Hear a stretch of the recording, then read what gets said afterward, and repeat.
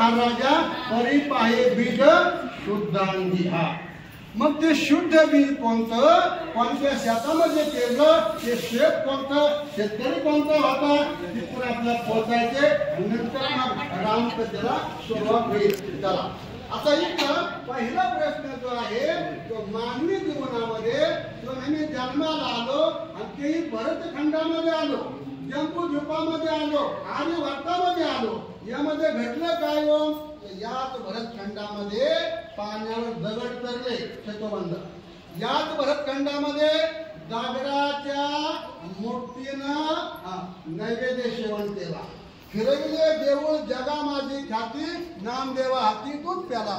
या ठिकाणी दगडाची भिंत चालवली, चालविली जड भिंती, हरली चांदयाची भ्रांती.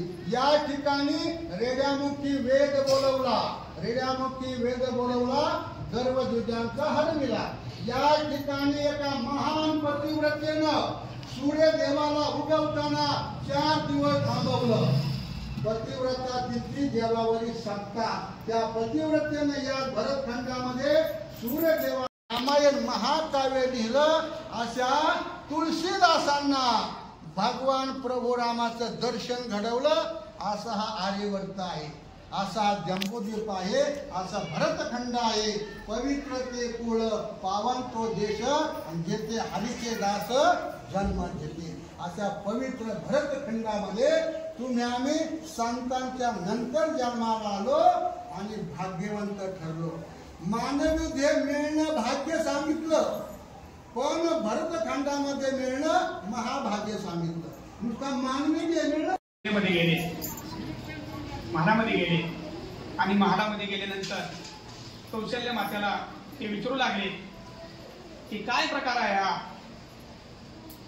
आणि तिने सांगितलं, ते म्हटले असा असा मला त्रास होतोय.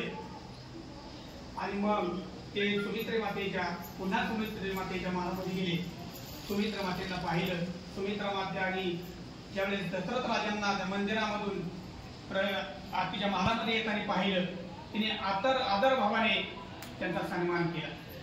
फुलं वाहिली, गंध वाहिले, पुष्प वाहिले आणि फार मोठं असं त्या घरामध्ये पारमार्थिक वातावरण होतं सगळं. आणि ते वातावरण पारमार्थिक असल्यामुळे त्याला त्या गावातून निघालेल्या दिंडीत ती सामील झाली. घरी सांगितलं नाही, टोपलं त्या ठिकाणी दुकानावर टाकलं आणि तशीच दिंडीला निघून गेली. आता नवीन लग्न झालेले घरचे लोक इकडे तिकडे पाहतायत. सर्व विहिरी आडी वाळू सगळं पाहिलं, कॅनल पाहिले, कुठेही सगळं सापडायला तयार नाहीये. सगळीकडे पाहिलं, कुठेही सापडत नाही. नवरा कामावरून घरी आला. आता नवीन लग्न झाले, बायको हरवली. सांगितलं कसं शक्य का. आणि त्या आजींनी सांगितलं, महाराज म्हणजे तुझी एक तास झाला आम्ही दिवसभर पाहतोय, तुझी बायको सापडत नाही. तोही त्याचप्रमाणे तिला शोधण्यासाठी बाहेर निघून गेला. आणि सासरा, त्या मुलीचा सखूबाईचा सासरा हरिपाठ करून मंदिरातून घरी निघालेला. घरी आला, खाटेवर बाहेर बसला बाजेवरती आणि आवाज दिला, सखूबाई एक चहा आण बरं. आणि आतून आवाज आला, आणते ह मामाजी. सासूनी पाहिलं, म्हणजे आम्ही इतक्या उशीर हाका मारतोय, तू आवाज दिला नाहीस आणि आता तू कुठून आले इथं, काय भानगडे. म्हणजे आत्या, आमच्या घरामध्ये हरिपाठ चालू असताना उठायचं नाही, ही पद्धत आहे आमची. त्या सखूबाईच्या जागेवरती भगवान परमात्माने त्या सखूबाईचं रूप घेतलं होतं महाराज. आणि त्या 11 दिवसाच्या काळामध्ये त्या सखूबाईच्या घरामध्ये भगवान परमात्मा त्या सखूबाईची सर्व कामं करायची. दळण कांडण सर्व जे काही काम असतील ते सर्व काम करायचा. हृदयामध्ये पोटामध्ये टाकला. म्हणजे इतक्या नीच पातळीचं काम देखील देव भक्तासाठी करतो. पण कधी करतो, ज्या वेळेस आपण त्या भगवान परमात्म्याची भक्ती श्रद्धेने मनपूर्वक मनोभावे करत असतो, अहोरात्र करत असतो. देवाशी नातं जोडायचं. या कसं जोडायचं देवाशी नातं. देवाचे नातं भावाचं जोडा, बहिणीचं जोडा, आईचं जोडा, तुम्हाला जे जोडायचंय ते जोडा. पण नातं जोडल्यानंतर भगवान परमात्मा निश्चितपणे महाराज त्या ठिकाणी त्या भक्तासाठी येत असतो. अनुभव आहेत. आता तो विषय या ठिकाणी सांगण्यासारखा नाही. पण आमचे गुरुबंधू हरिभक्ती पारायण कीर्तनकार आहेत ते, त्यांना माहिती आहे माझ्या आयुष्यातला प्रश्न आहे.